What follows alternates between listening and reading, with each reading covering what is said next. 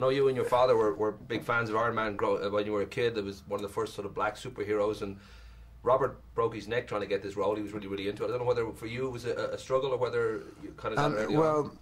Fortunately for me, I have a very good manager. She had been tracking it for the last 4 or 5 years and been having conversations with Marvel. And so I was actually offered the role of Rhodey before they even had picked who Tony Stark would be. Well, I know the beautiful Jon Favreau said that he was kind of very keen for you because he knew that you'd be able to play Warmonger later on and you'd have that sort of ability to do the range that happens. And I'm guessing this would have been something that you knew too as part of the deal, that they're hoping, and it should because it's a great movie, yes, do well and they'll go on to 2 and 3 and all that. So to become War Machine, you know, which is one of the first black, you know, superheroes. You had War Machine, you had Black Panther, you had those individuals. I was always interested in the one that created himself, more so than someone who's running around acting kind of crazy. This is somebody who's taking an active role in American politics, in the world politics, in humanity as a whole, by putting himself on the line and taking on the governments.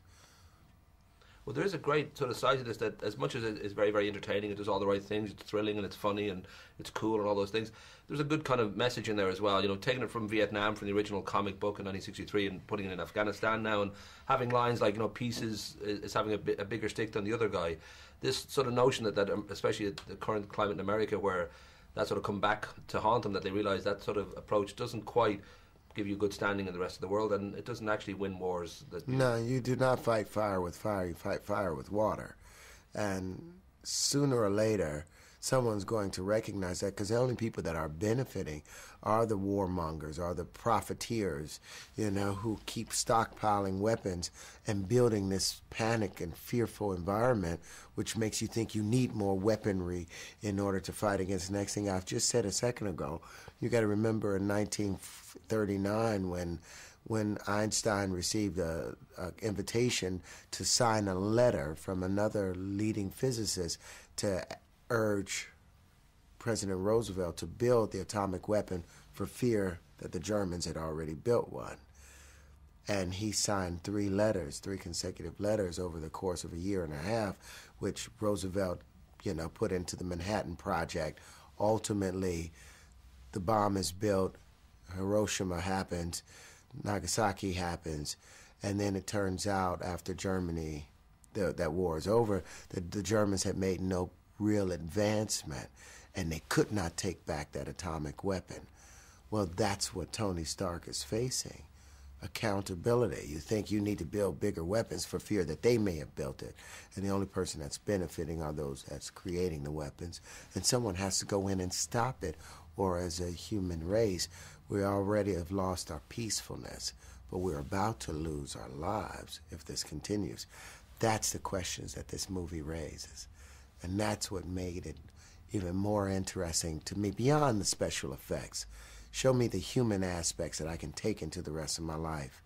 That will make me happy. Of course, weapons of mass destruction haven't exactly gone away either. They do tend to come around as an excuse for a lot of different wars. This notion that John had always said at the start, plausibility was his key word here, and as much as we're dealing with fantasy in regard to Iron Man and what he's capable of, I mean, there was that sense he wanted it to be as real as possible. It was rooted in the sense of, you know, this is happening. And was that kind of easy as an actor? Would it have been easier if it was completely cartoonish? No. This is easier. The fact that I know that it's truthful, you know, like the technology that we use inside of this movie to explain how Tony could create the things that he did, was we were using wafer diamond technology, which Apollo Diamond has been doing by creating these diamond chips instead of silicone, which allows a computer to move 1,000 times faster. It's not into actual production today, but it's just about there. So, you know, it makes it easy when you don't have to pretend. Rock and roll. I'll be giving the friendly finger. I gotta go. Nice to talk to you.